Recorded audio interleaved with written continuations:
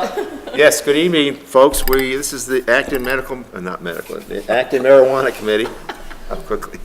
Ecumenical conference? Ecumenical, yes. Acton Marijuana Committee. We are continuing our discussion of the recreational use of marijuana and its various forms, the possibilities. Our job is to basically gather information. We're advisory to the selectmen, and we're continuing to march. So we had some activity this week. Jerry, you had a couple of conference calls. One of which I was on, was kind of interesting. So we had three this week. Yeah, three, well, I didn't know about the one that you talked today. Was that, she called She you, called me, right? yeah. Or he So- called you, right? So okay. let me just run through these. So we spoke on Monday with Dee Roberts, the clerk and treasurer of South Bend, Washington. Why don't you tell us where that is before? I'm so we going can- to. South Bend, okay. Washington is in Pacific County. It's on the coast. It's not right on the Oregon border, but probably north of the Oregon border by about 50 minutes. They're not, similar to us, they're not near any major towns. They're 5 miles west of Raymond, Washington, which is 2,800 people, 70 miles east of Olympia, which is about 50,000 people. So kind of similar to us in Portland kind of thing. They have about 1,600 people and in about 2 square miles. They're truly a coastal town. So she started off by telling us that, they were really hard hit in the recession. Their port, basically, all their buildings wound up being empty. So when marijuana was approved, overwhelmingly, the town voted 80% to 20% to approve it. The town leaders decided to welcome any business in South Bend that would come along. So they wound up with 4 indoor grow operations and a manufacturing facility and a retail location. She said that although, City Council was worried, they have seen no significant major issues beyond the following. They had signage issues that caused a public uproar. I guess they had the waving, tube people, and people felt they were attractive to kids, so they had to take care of that. It was funny, there was an occasional odor issue from the manufacturer, which was up on Route 101. She said, but really, when you think about it, the prior occupant of the building was a shrimp cannery. So they said the local folks kind of felt that it was actually an improvement over the prior odor. Not insofar as it was occasional first and second, it wasn't as bad as shrimp shells. They had 2 attempted break-ins, both unsuccessful, both caught on video.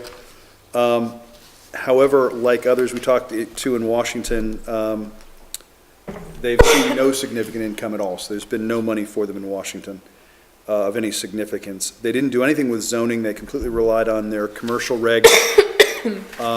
The one retail location, there, the Growers Outlet, has annual sales around $500,000 a year. The businesses have increased employment by, I think she said about 10 people per facility. So 4 facilities, 5 with a producer.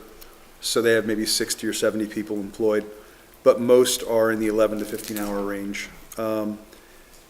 However, given the lack of prior employment, it's been welcome. She said the overall reaction, the overall benefit has been the business. Mike asked them if what her overall view was, and she said overall it's done nothing for the town. She didn't mean nothing as in it wasn't helpful. She just meant it didn't do anything over the top and it didn't do anything negative. So it was kind of overall net neutral was how I took it. But the buildings that were empty are no longer empty, and they've got a few more jobs. They were too far from the Oregon border to have seen any significant increase in business. Mike, did you want to? Yeah, the only other things I would add is that Carol asked, or when Carol was talking to the woman, she stated that the people who were the council that were pretty much not really in favor of the situation, but going with the will of the people, have ended up saying they would do it again. They would go with this because it ended up, again, as an overall, sort of a plus. The jobs that they got were not seasonal, which is what they're used to. Seasonal fishing jobs, things like that. They were full-time employments, so that was a plus for the town. And that's basically it.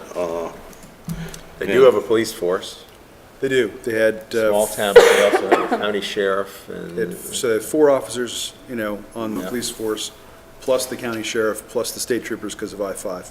Right. So, anything else on that one, guys, you want to add? No, just that it was pretty much a wash as far as they didn't have enough. She couldn't say that there's any really negatives to the whole thing after it's been in place for so long. Both towns that we talked to this month, though, their biggest thing was the state and what they haven't gotten from the state, and the feeling I got. State scooped up all the money. And they're not giving it back the way that they thought they were going to get it.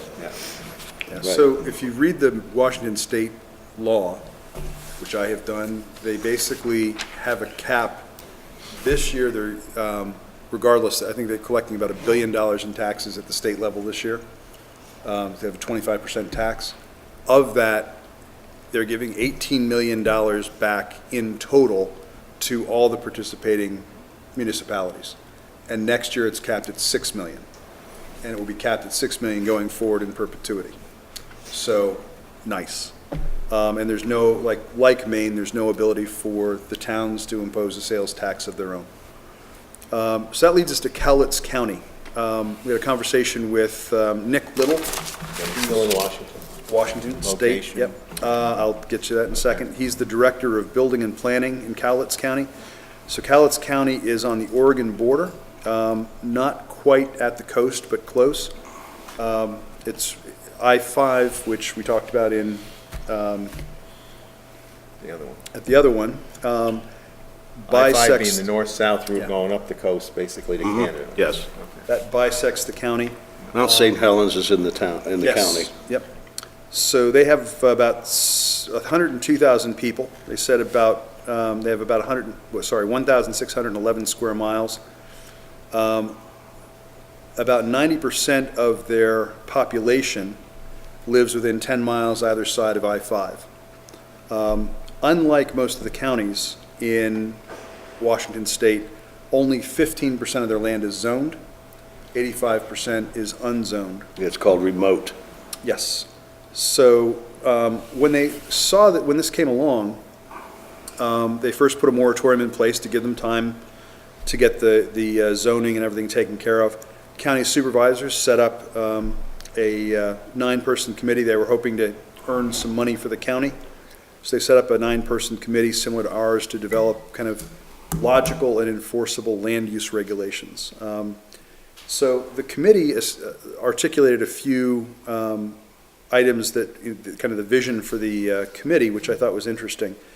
The first was, they agreed as a committee they weren't interested in large commercial grows, the Walmart distribution center size, 10 to 30,000 square foot grows. They didn't want outdoor grows for the following reasons, which I thought was interesting. They didn't want outdoor grows to change or convert other agricultural use or timberland. They didn't want security risks for kids or criminals trying to get into the outdoor grows. They didn't want to see 10 to 15-foot razor wire fences around these properties. And they figured that indoor grows would be more out of sight, out of mind for the community.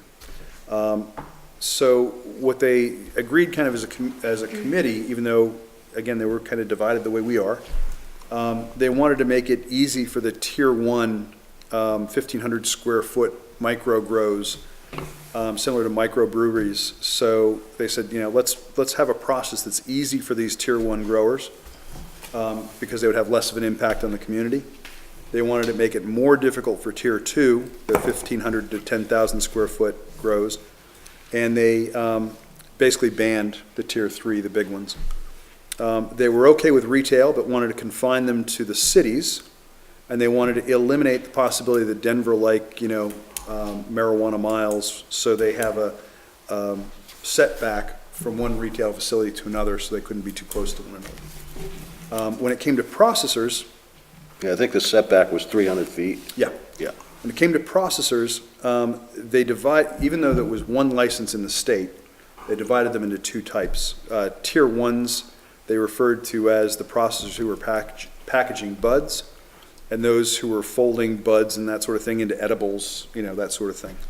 The tier two were the manufacturers who would extract THC chemically from the plants through either a butane process or one of the other. Alcohol, yeah. One of the other processes. They wanted to be very restrictive with those. So again, they kind of used this approval process. So finally, they wanted to ensure also that any of the, what they approved in the county adjacent to any of the cities, that they would mesh the regulations to those cities. So if there's prohibition, they'd make it harder in those areas.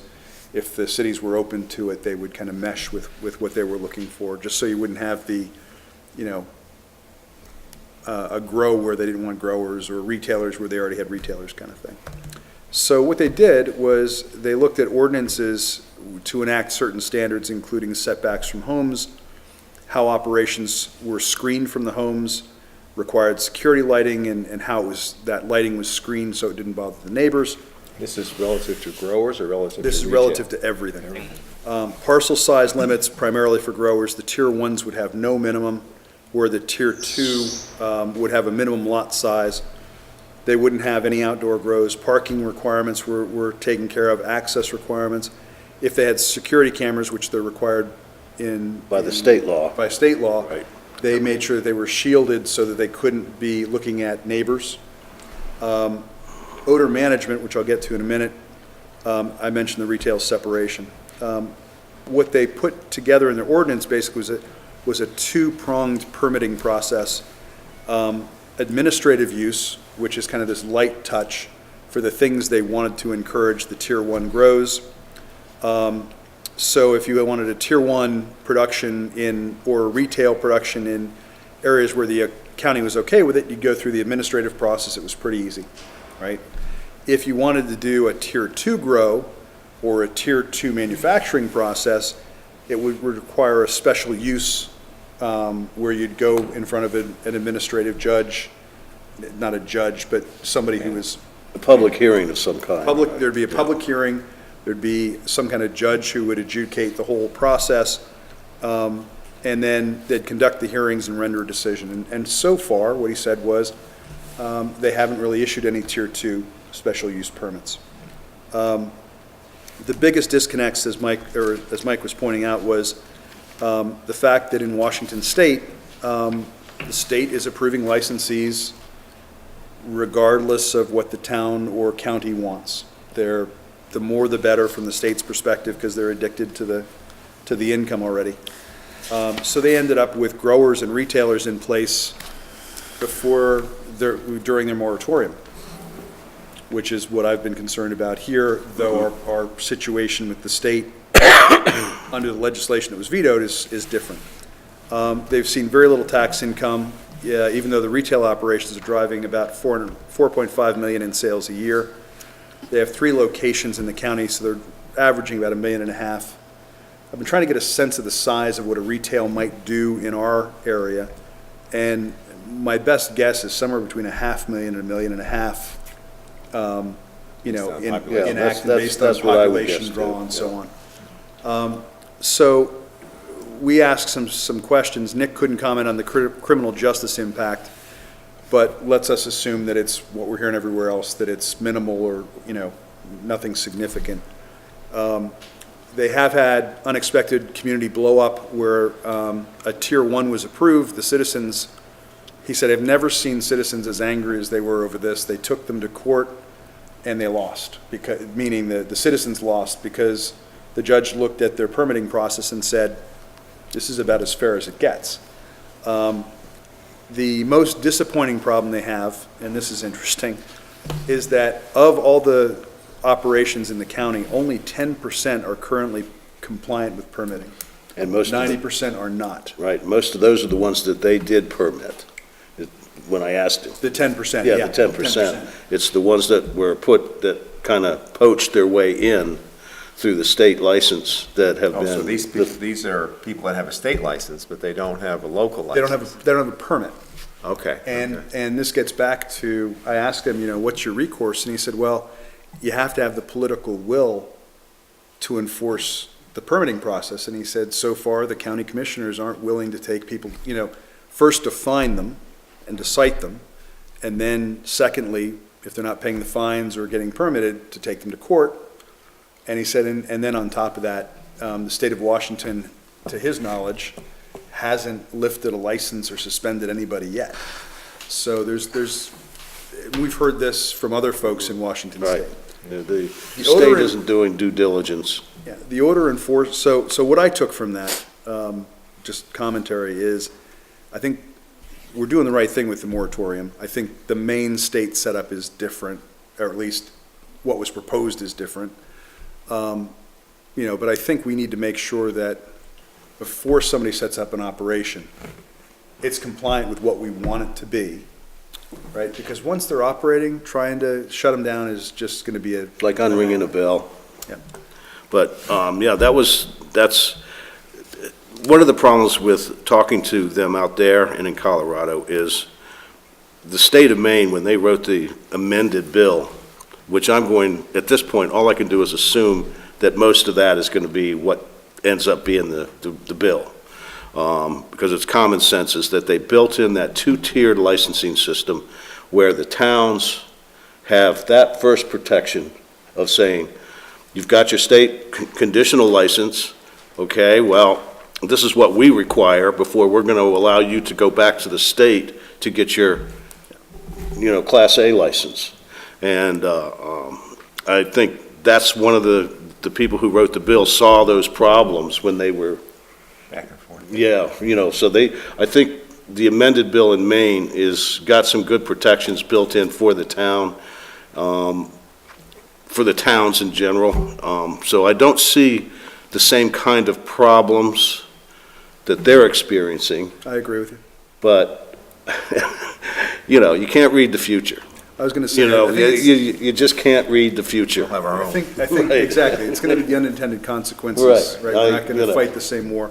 The last thing that came up was their odor enforcement, which I thought was very interesting.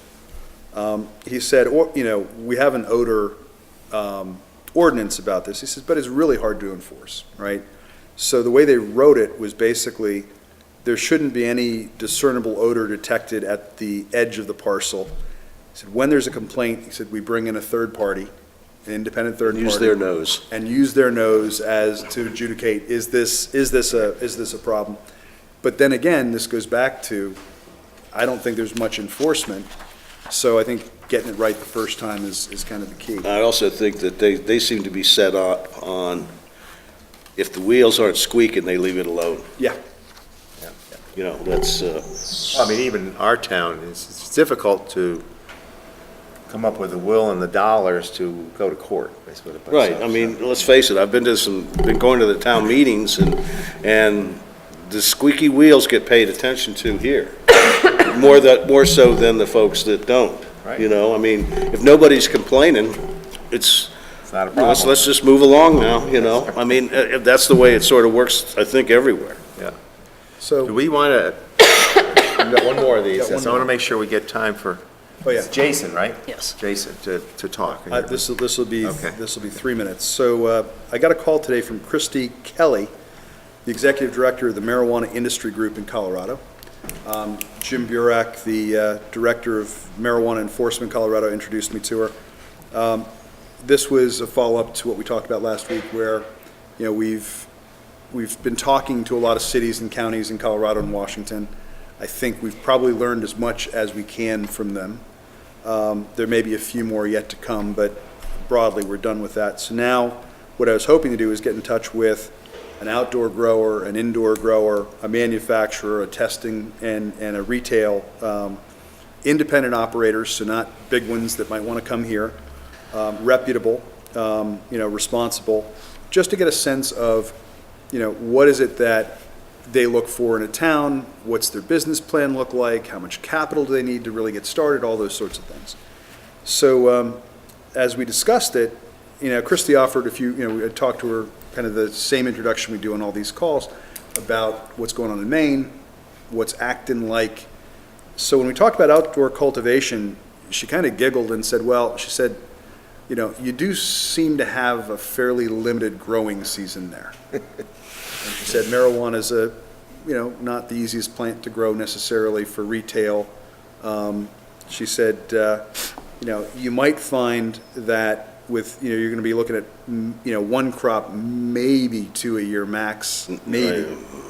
Yeah. And she said, when you consider the cost of land, fencing, security, regulatory compliance, and other costs, she said, I'm not sure that outdoor is going to make a whole lot of sense. See what other folks say to us.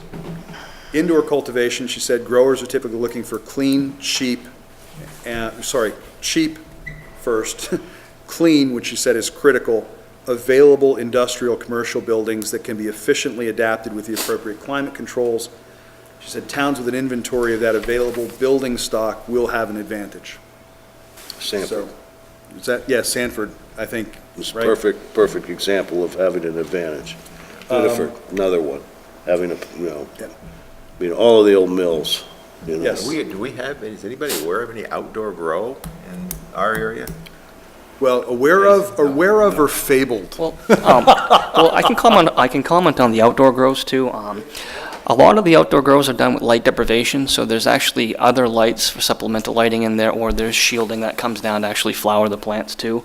And a lot of the outdoor products are used for the concentrates and edibles versus going to direct retail flower, because they're not going to be look as impressive as something that is done grown Is anybody inside. doing outdoor stuff around There's people here? all around doing outdoor stuff. legal outdoor? Well, I mean, for medical marijuana. Some people, right now. yeah, up north, there's well, people that have they- medical operations doing outdoor that use the season, because like I said, they can turn those outdoors into concentrates and edibles that you don't have any type of presentation of the flower afterwards. So the best looking flower is gonna come from your indoor gardens. But there's debate, there's a lot of outdoor gardeners that are really good too, that can kind of put their stuff right against someone that's grown inside, and it's pretty close. I was too. going to say that's definitely a matter of, the good outdoor growers are, they hold their own, I think, the good ones, Absolutely. for sure. So what she was talking about wasn't so much pride of grow, because God knows we can do well, but she was saying from a Financial stuff. from a financial. Oh, hands down, Yeah. indoor grows are the most, Yeah. if you're going to go after it for the money, that's what you're going to And do. that's what she's saying. From a Right. business perspective, indoor grow is pretty much the way to go. But from a manufacturing perspective, she said the same thing. They're looking for the buildings.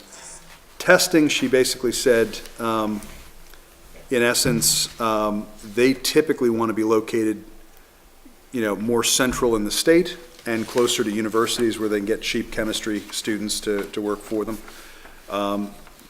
She said that most of their testing in Colorado, she actually said something very interesting. She said Colorado approved, retail, she's saying in 2000, but that nothing really happened until 2008. There was some change constitutionally in the state. And she said, so it developed slowly. She's out there, I'm just telling you what she said. Oh, that's, And, okay. and she said that the regulations developed well after the 2008. So they had a whole bunch of legal but not regulated operations. And what they did after they got the regulations in place, they basically gave them the chance to come in from the cold, right? And if they could qualify because of, criminal background and financials and all that stuff, they became licensed, and then the rest got shut down or are still being pursued. This person basically represents the industry. She does. Okay. So her last thing was, she said, basically, from a retail perspective, she said, virtually any place where they can draw a large enough population to make money, retail will go. So that was her view. She's going to set us up with, or reach out to some folks. She was offering for us to come out and do a bunch of tours, and I said, that would be great, but we're unfunded. So we're just going to do the conference calls. Very little. I mean, we're getting a free ride to Augusta. Get a free meal, if we go up. Yeah, that's right. And of course, I'm in Atlanta. Right. Damn the luck. Well, you're gonna miss one of those good meals up in Augusta. Civic Center meals. Don't worry, I'll be having a boxed lunch down in Atlanta. So, Jason, Sure. the idea here, maybe Mike can fill in, the idea was to, that you have some expertise and some knowledge we might be interested in, and to give you a few minutes to talk about it and then Okay. answer some of our questions. So, Sure, and that's what I thought in the beginning was going to give you a question and answer thing. You guys are doing a lot of homework right now, so that's thanks to definitely... Jerry, is setting up Jerry- these conference calls, and Mike has been regular on them, so. Yeah, that's where you guys really need to be. I guess the next step is moving to see, what's happening in Maine. What you don't want to see happen in Maine is what, you're learning from these conference calls at the end of the day. So I have been a caregiver for a number of years. So I'm trying to move into, from the medical side into the adult use cannabis industry. My current focus has been in Sanford and Berwick and Lebanon. I don't work for anyone. I'm not part of any organization or anything like that. My main concern is good policy is written wherever I end up having my business established at. I think that's what everybody's looking for at the end of the day. But you're producing this stuff now? Yes. Okay, medical marijuana, okay. And so I have a background in real estate, which helps me understand the land use ordinances. The legalization is kind of a lot like a real estate transaction. There's two sides to a real estate transaction, and just like right now, there's two sides. You got one side that doesn't want legalization, then you got one side that does want a legalization, and what you have to come to is a compromise at the end of the day. What's going to work out for both parties, because that's supposedly the state law as of right now, and it passed such a slim margin that, you can't deny one or the other, so you have to do what's best for everyone at the end of the day, and there has to be a compromise. Moving forward with legalization, I don't think you can look at it as a moral issue anymore. And I think that's a lot of restraint on it is because it's looked at as such a moral issue. When it comes down to it, it's a land use issue, a zoning issue, making sure that if you're going to have these things in your municipality, that you come up with land use ordinances and zoning, and be ahead of the curve versus waiting and not having anything in place when people come and set up that aren't permitting. Because people will try to do whatever they want to try to do if they can kind of loophole things. So I just try to be as transparent as possible, just to help with ideas like that. Well, if I might interrupt, is that Go ahead. Jason's actually responsible for me getting involved, in a way, in that I talked with him before, even knew about, even before the committee was set up, but we just said, somebody needs to get started in acting, doing something. And that's how I sort of got involved with the whole thing to begin with, was to, try to make sense instead of just saying no, because just saying no just made no sense to me, because I just didn't trust what might happen in the future. I feel we need to have something in place in case, no matter which way the town votes. I just feel that there needs to be something to fall back on, and be somewhat ready for what's coming at us. Yeah, that's not a bad idea. Right, and whether it's medical or adult use, it's good to craft ordinance just to protect the way. These small towns have a way things are done around here, and if you want to kind of protect that, you want to use your home rule authority to kind of get a grip on that. Not saying that something bad is going to happen, but at the same standpoint, if you're proactive about things, it helps out a lot more than being late to the dance, really, at the end of the day. So, not an enormous tax benefit, really, and like Jerry was saying about these municipalities really aren't seeing anything come back to them. There are a lot of ancillary avenues that do create jobs out of the cannabis industry. So I'm a firm believer after the housing market crashed in 2006, 2007, when a lot of your tradesmen were out of work, the medical industry came in around 2009, and you saw a boom in people that needed build-outs, electricians, excavators, people that were putting up new buildings and things like that. So that will continue there. And so that money does trickle down into your economy. And if you guys are looking forward to doing something like a tier 1, it makes sense, because if you have a lot of growers here in your community that are kind of behind closed doors, that gives them an avenue to have a retail market for their product at the end of the day. and you know they're going to bring that money back into the community, whether they sell their product here or they bring it to another town that allows retail sales as well. So there is money to be made, not necessarily from tax revenue. We know how the state has been on tax revenue before from tobacco and liquor sales and things like that, so you can't hold your breath and wait for that at the end of the day. Maybe trying to come up with a good licensing fee for these people that want to conduct business in your town might be your best bet, and putting the license fee at what you think is fair.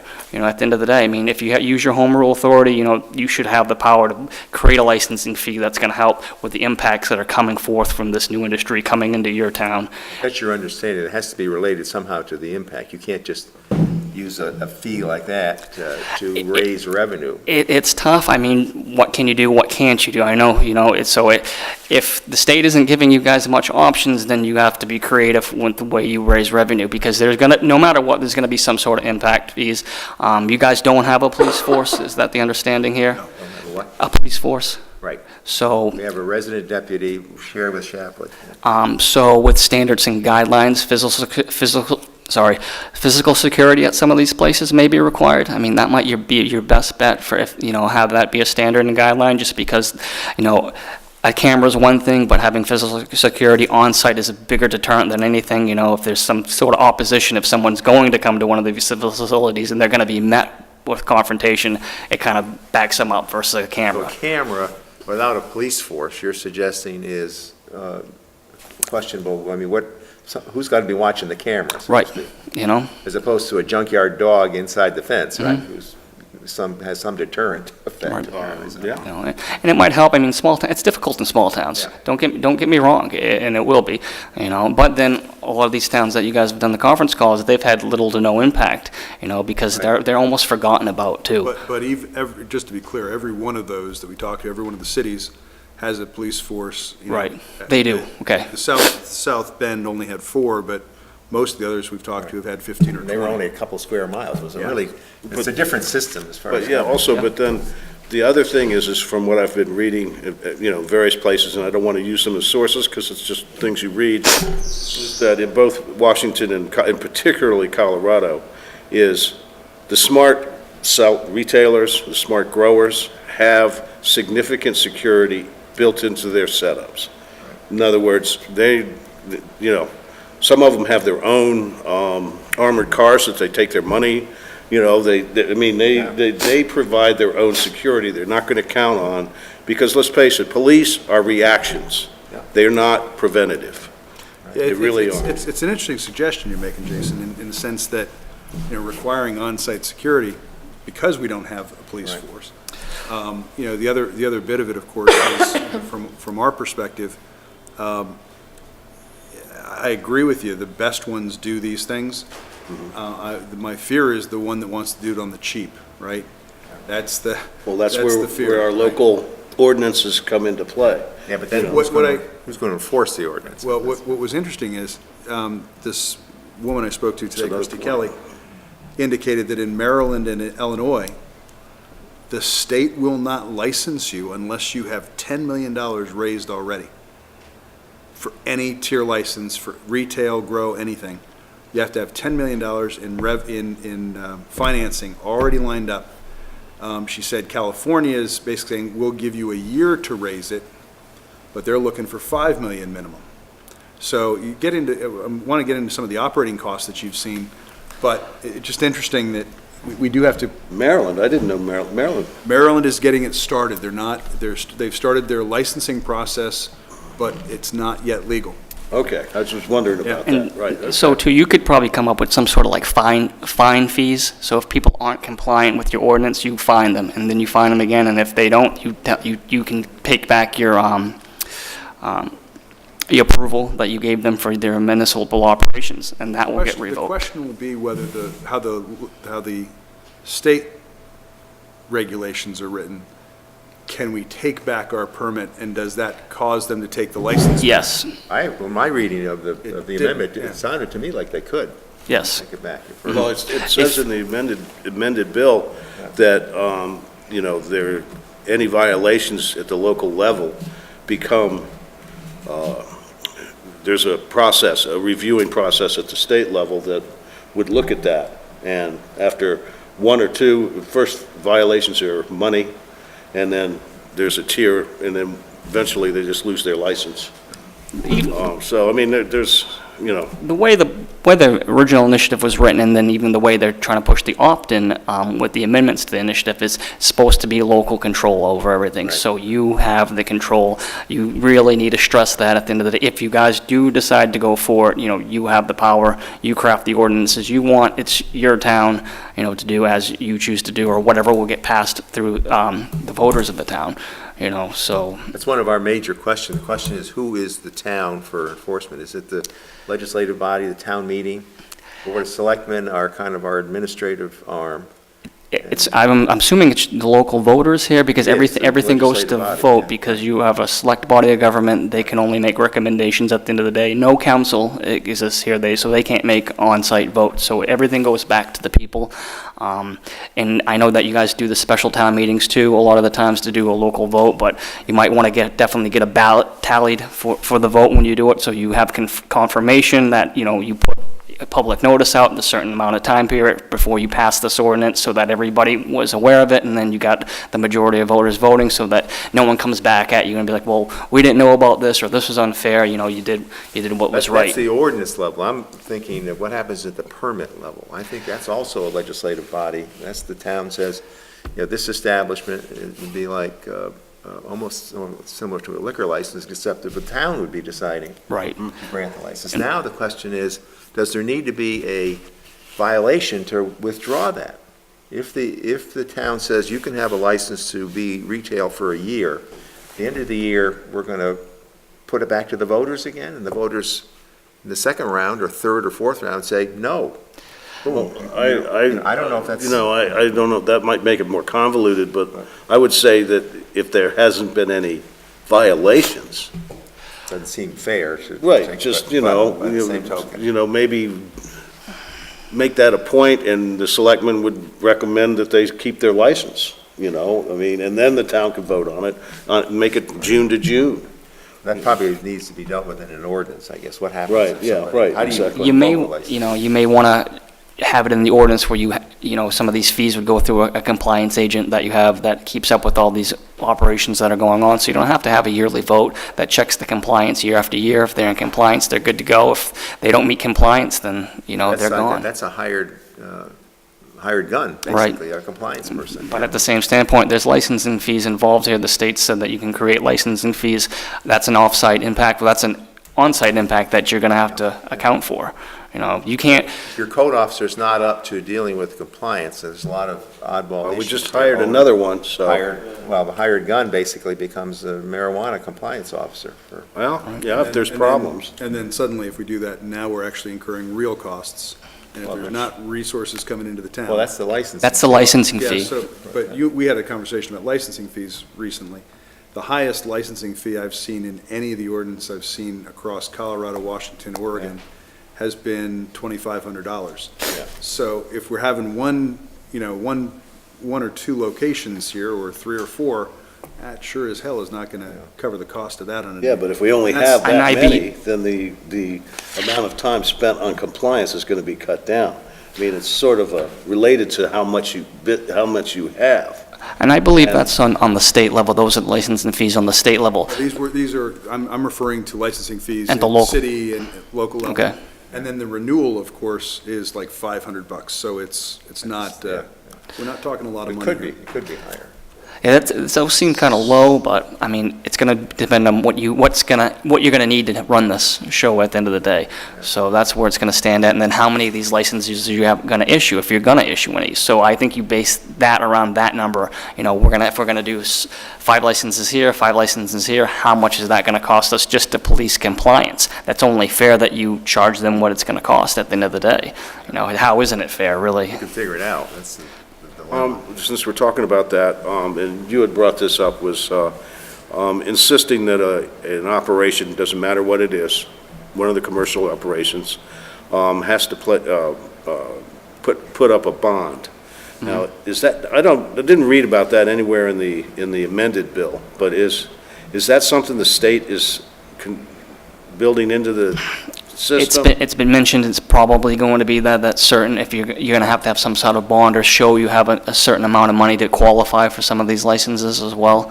You know, it's been talked to be up to $500,000, maybe more, maybe less, depending on what they're applying For for. cleanup, for whatever might happen as a result of that operation. You'll probably, no matter what, usually when you start something like that, you'll have to have a bond, but they're asking people to actually have hard capital on hand too, kind of like Jerry had mentioned about the other states, Maryland, to have hard capital to be able to do a startup. None of that is existing with the medical marijuana situation No. now. No, Let me give you- there actually, don't quote me on that, because there, new amendments to the medical bill just passed this week. I haven't got a chance to take a look at them yet. I've looked at the ones that they had proposed back in July. The rules coming out of Rule. DHHS. Yes, Okay. the ones that they proposed back in July didn't have anything, any type of bond for a medical grower to have, or any type of significant capital to start an investment before. I don't think it is in the new rules that just passed the other day, but I'll take a look at that. Where, you know who John Courtney is, right? Yep. He has a house in Springvale that he rented. And I understand that somebody was growing marijuana there. And now the house is on the market, but was destroyed, basically. This is a nice house, a two-story colonial. Are you aware of any of that?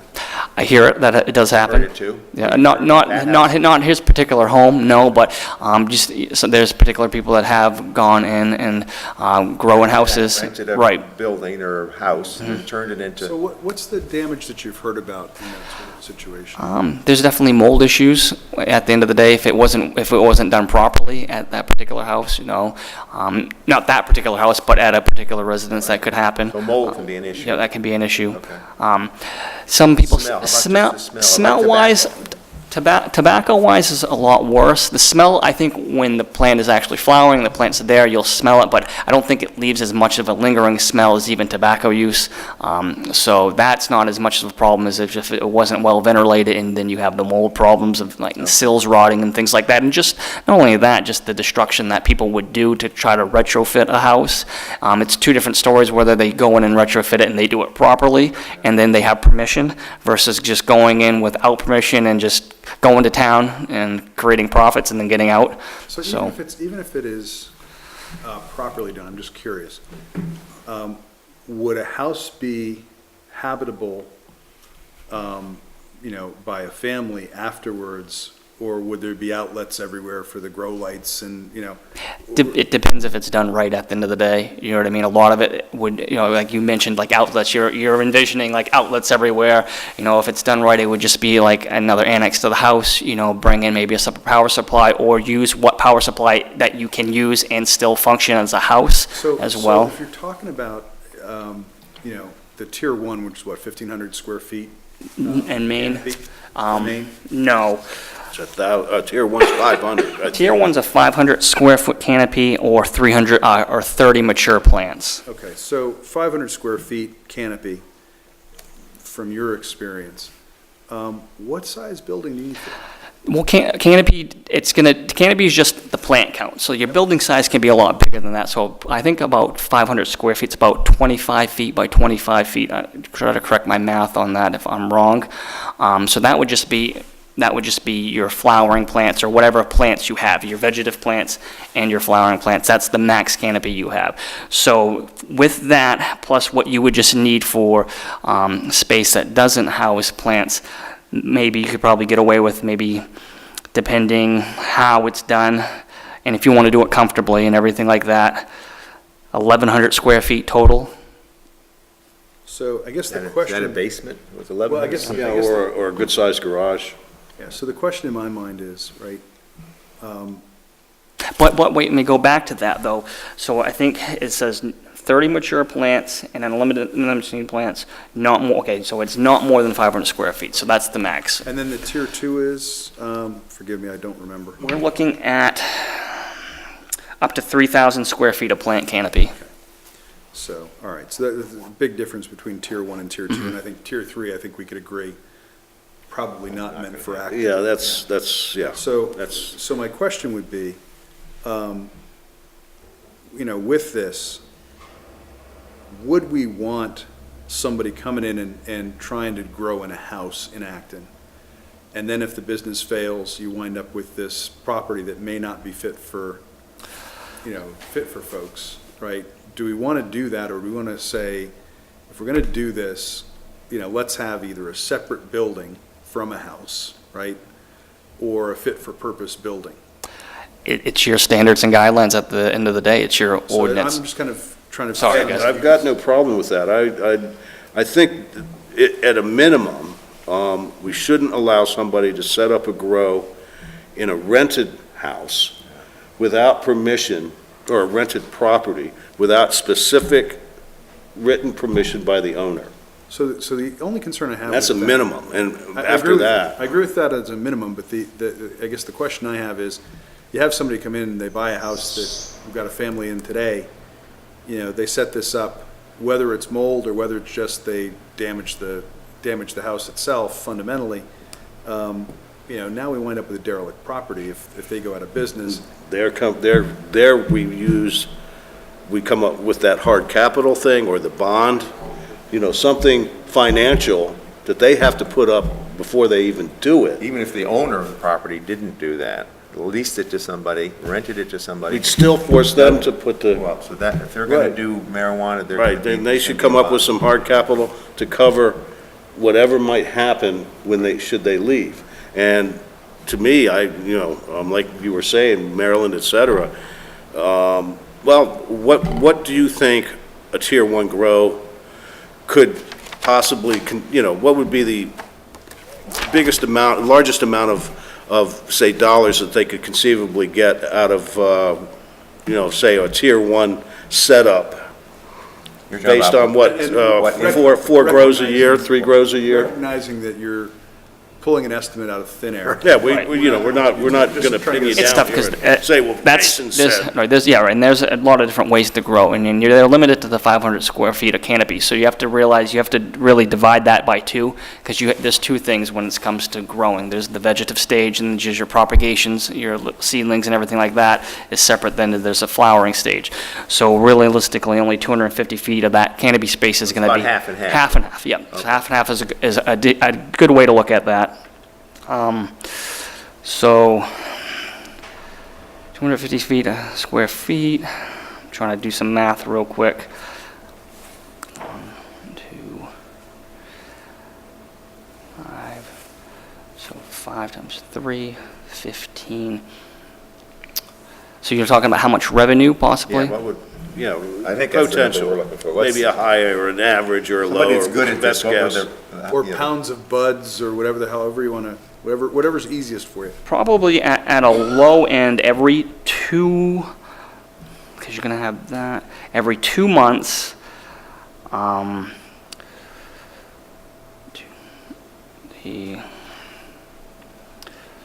Just trying to This come is up, a I'm trying to come up with a number that's not too high and not too low. And this is a grow that's being run You properly. can do high and low for, that would be helpful too, if you just wanted to do a, Range, yeah. That's 1. because that would help us determine the bond or,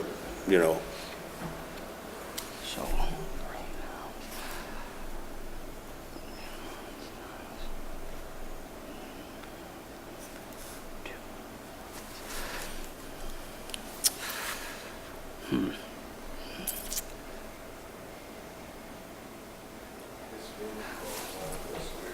So probably at a low, and, It's 500 square feet. no, this is bigger than 500 square feet. This room is bigger than they're saying. 50 by 10 is 500 square feet. This is a good 15 or 20, I would say, across. Yeah. It's at least 1,000. Say to the wall at that shed there, this is about 500 square feet. 500 would be that wall cut all the way across, maybe back, yeah, because that'd be half my bike shop. Okay, so potentially every 2 months, depending on the grower, you could probably look at between 7.5 pounds and around 12 pounds every 2 months, What does a pound go for, Guy? depending on how it's going to be wholesaled out. You're looking at maybe between 1,300 and 2,000, and then, right, as at the wholesale. And then when it gets to retail, it's going to be broken down a little bit more than that. So we're talking about, this is the grower, what would he get for revenue? So that'd be what he's talking High about. end, 12 grand. Every program for That'd be the Every high end. Every 2 low end months. Probably be around Every 8. 2 So months. six a year. 6 times 2 is 12, so Oh, okay, right. 12 grand a year. 12,000. My numbers might be off. Yeah. But No, having- he's talking 7.5 pounds. Just say it's 1,000, that's $7,500 every 2 months. You can actually, it would be, probably be closer to 7.5 every month to 12 every month. 12,000 a month. Well, 12 pounds a 12 month. pounds. So 12 pounds would be worth how much? Between 7.5 and 12. 7, At a low, I'm going, yeah, to 7, what's the value of the 12 pounds, was my question. Well, just figure it at 1,000, just for, you know, 1,000, it's as a low, okay? 1,000 a pound? 1,000 a pound, Okay, so 12 grand, so 144,000 a year. right, and that's would be the low, I would think. as if it gets down that low. Right, well, I'm just saying, that would be an extreme low, but those are the lows that I'm reading about out in Colorado. Right. Yeah. Because, there'll be overproduction at some point coming up, and it will drive the price So- down. So, but at a having minimum, said they're that- gonna be doing, you know, Having said that, a tier 2 would be, again, 1,500 square feet for flowering, 1,500 for propagation. So you'd be basically, 36,000 every 2 months. So, It gives you an idea of what your ability to collect against that kind of revenue is, because they got all kinds of expenses to deal with. Right, there are expenses too. oh yeah, that So doesn't what- cover so- overhead. So talk a little about that. What is the business case? So you're doing medical right now. What kind of a canopy do you have today? My canopy, it's not as large as it will like to be. It's, and I'm trying to think, because I don't utilize canopy right now, I utilize plant count. So I just have, I'm only allowed up to 36 mature plants as of right now, so I don't really go by the canopy. And are you at the 36 right now? Right. So if you were to guess the square footage of that, Probably right now, close to 2,000 square. okay. So 36 plants are taking 2,000 square Right. feet. I'm not utilizing all that space for flowering right now. If you were doing this as compact as you could, what would the square footage be of the 36 plants? That's what I was, That's when you get into small, you could do it in 50 square feet if you did them really small. Yeah, it's a sea of green, So- or, you know, there's different ways to do it.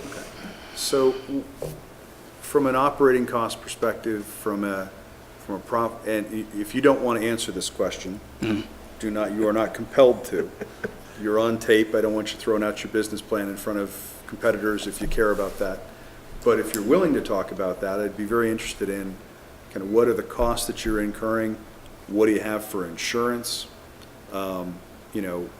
Is there any testing being done for medical marijuana today? You can test, You can, but. yes, you it's don't not have to. required. Do you? I do. So Okay. you send it out to a lab someplace? Okay. And where's the lab that's doing that? There's one in Falmouth, Oh, there is. yes. Okay. Is that lab going to Yep. be capable of doing recreational marijuana too? If they switch over, Okay.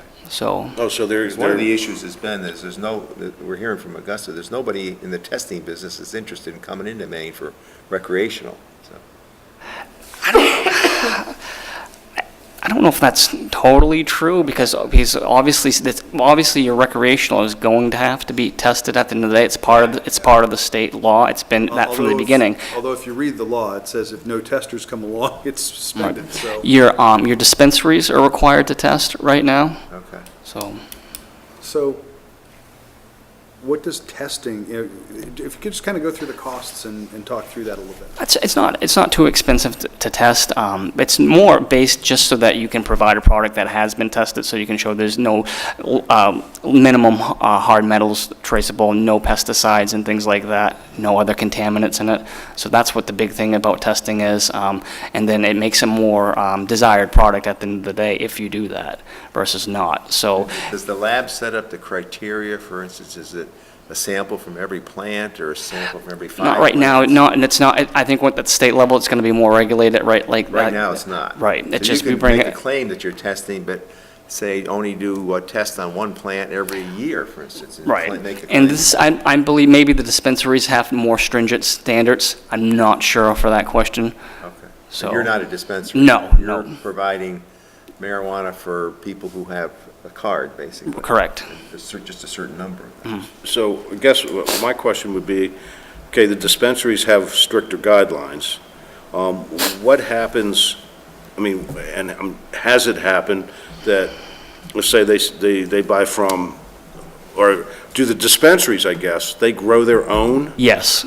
Okay, so if they have a problem with the testing, it's on them. It's not because somebody sold them some marijuana, like it will be with the retail. Right. Well, the dispensaries can take in a certain amount of product every year from the caregivers, but I think they don't right now because they're They're able to handle doing their they're business. growing their own product, so it makes no sense for them to do, and then that becomes a liability too, as you mentioned, where, it would fall back on them if they did, so they're gonna wanna know what they've grown and what they've put out, Right, okay. And so some of the dispensaries, they'll do in-house tests before they send out to actually have it tested by the third party, just to make sure.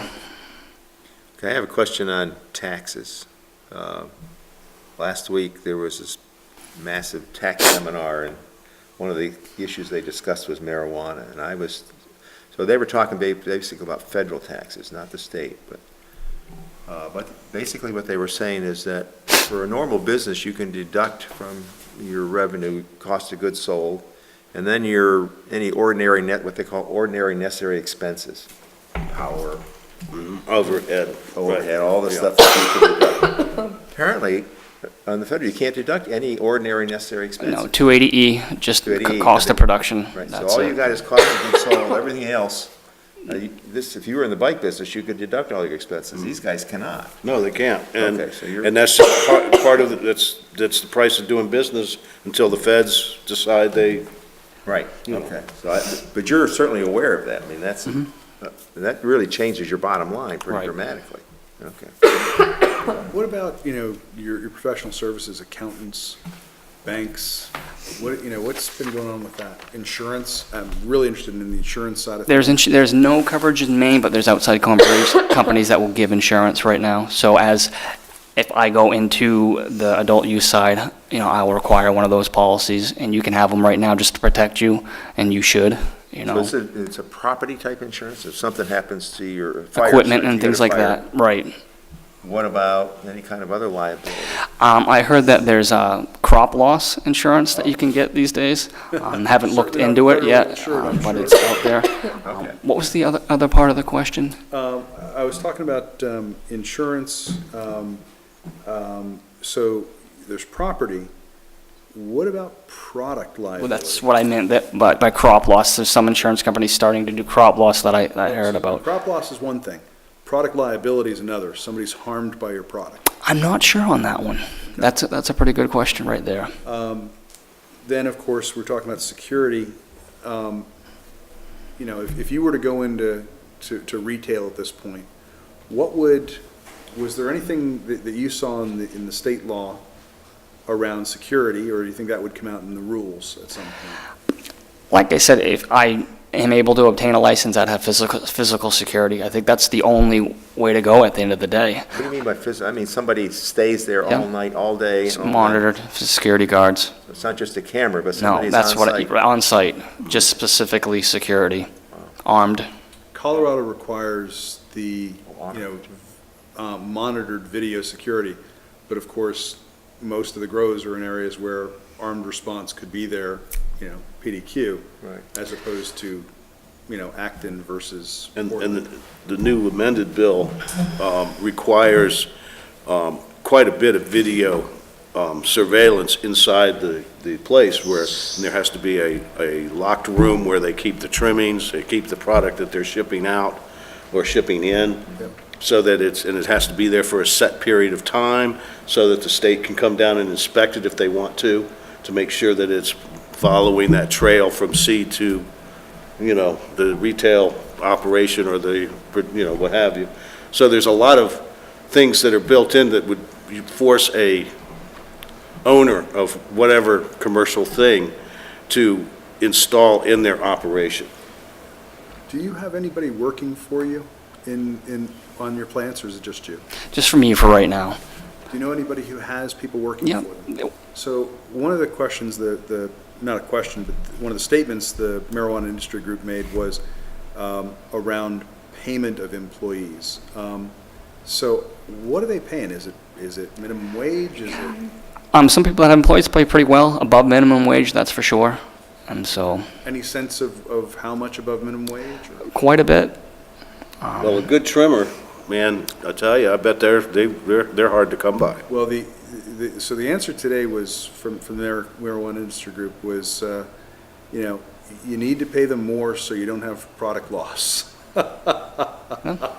Which made a lot of sense to me, but that runs at odds with the $11 to $15 an hour that we're hearing broadly from most of the folks we talked to, which were, of course, city and county employees. That's why I'm interested in talking to actual growers and retailers to find out what they're doing and that sort of thing. So. Yeah. It just depends on how good of an employee they are at the end of the day, how much they have to take care of, and how much they can be trusted, like you just said, with that. So, and some grows are larger than other grows. So that would require either more employees or, more subcontractors to do the work. I don't have any more questions tonight. Before anybody else, I just want to thank you. Yeah, this has Yeah. been really great. Jen, are Do you have any? I'm like You're all dying set? over here. Okay. But I did have one question, and Jason said, we had talked about it earlier, was I'd love to be able to see some kind of operation that's happening right here in Maine. Okay. If you could reach out to somebody that might be willing to, walk us through it, because, I just read a slogan about an hour of seeing beats a month of reading. Okay. It would help me to see what's going on. And the other questions that I have is, we're sort of concerned, I don't know about but water use, getting rid of nutrients, what have you. Dead plants, for instance, we had the people in Washington Yeah, the tell us dead they- plants, I'm not so worried about that, because they're just vegetative matter, you know what I mean? So, I'm sorry, what I think Richard's referring to is, in Colorado and Washington, the requirement to grind plants with 50% other matter before you can get rid of the waste. Right. So, I think that'll probably be a requirement here Right, ultimately. and that just means having a shredder on. Or on-site composting, you can have that, and then you're opening up another ancillary area for people to pick that up, creates more jobs, that could become an avenue in itself, just on that aspect, so. But disposing of plant material that's not useful is something that you had to deal with. I just compost, You do. yeah, it's that simple. Most of the other leaf matter can be turned into concentrates or edibles, so that gets used, but the other either gets mixed 50-50 or right to the compost pile, and that works that way. Wastewater management, that's up in the air right now, depending on where you're located at, because there's no I don't know if there's any strict ordinances yet on the wastewater management. I'm assuming at some point there will be in towns, depending if they're running it right to their sewer. I've heard soil engineers saying septic is fine, others saying no. So I've seen other people have collection tanks that get pumped out, or collection tanks that just evaporate off as well. So there's really no Holding tank versus a pond that evaporates. right. Well, holding tank, the two evaporate, yeah, basically. You can do, So those are both in use. yep, you can, so, depending on who it is, there's so many different ways right now at the end of the day, and I haven't seen any. There may be ordinances out there for wastewater management, and I'm assuming because the state law does mention your site plan having something to do with the wastewater management, but once again, they don't put anything directed at that, so it comes down to doing your own homework to find out what's going to be the best criteria In for Sanford, wastewater you said management. you were in Lebanon and Berwick too? Those are my areas of interest right now. Okay. So that's from moving forward with the adult use. And Sanford has set up some zones for potential future use, am I correct? They've zoned their medicinal commercial facilities as of right now. Whether or not that will piggyback on to the adult use if they end up uplifting their prohibition is to be determined as well. Right. So, but they have zones for medical as of right now. Because where Pat's Pizza was, people were approaching the owner of that, and there was a deal somewhat in place before it kind of fell apart because of what was happening up in the state level. So apparently that area was set, and that was a medicinal grower. I did find that out. That was talking to them. They wanted to set something up, but that fell through, you know. And the owner is not sure exactly why, but he felt that it was because of what was happening up in Augusta, or, As of right now, it's tough to determine where people are going to land, and everybody's kind of all over the place. So, and I always say it, just because you can do your medicinal here doesn't mean you're going to be able to do your adult use in the same place. And so that's the big thing, because you have a lot of people a lot of out-of-staters too that are coming in that are still going to be getting involved in the medical, because that's technically the only thing they can get involved in right now, and then they want it to go for both. But there's no guarantee that you're going to be able to do one and the other at the same place as of right now. yeah, because They've reported a huge increase in the number of folks doing the medical, like 3,500 people in the state according at the tax seminar. So there's been I think you're right, I think there's a lot of people basically trying to get themselves established, and Well, then and I they think will that may switch be on over. the heels of Oregon, because what Oregon did was they threw up their hands and said, all the medicinal are now retail, you don't need a card, just go for it, and they're the licensed retailers. So Automatic. grow wherever you want to grow, and Sell go yeah, see yeah, the Oregon's medicinal the for your Wild West. recreation. Okay. So I don't think that's going to happen here, but that is what happened in Oregon. Well, we're past over time. Okay. I don't want to, if anybody's got questions. I'm all set. Would you come back if we needed you back? I would, definitely. Yeah, you've been really helpful. And so, and then I'll just crunch the numbers to try to make sure that I get you a good number. I hate when I'm put on the spot, it's hard to come up with the exact number. We weren't going to hold you to it. Right. So- No, we But then weren't, again, if yeah. you're wrong, we will publish your name. Okay. But a range is good, low and high is. Right. Because I know it's hard to know what's going to happen. It's just different styles of growing. Yeah. Some cultivators are better. And quality-wise, too, you can produce a lot sometimes, but the quality isn't there as well. So, and what it's going to be coming down to is quality. So the crop might be a little bit smaller, but the quality is a little bit better, and that's going to be more desirable. So, Yeah, ranges are okay for this. all right. I would, maybe another time when you come back, I'd be interested in, you talked about the different styles of growing. From a retail perspective, I'd love to hear your understanding of that. Okay. And how do they boost the THC, right? How do they boost the quality? Don't answer tonight because we're done, but Okay. would love to hear about that. All right. All right, we all set? I think we're adjourned. Thank you.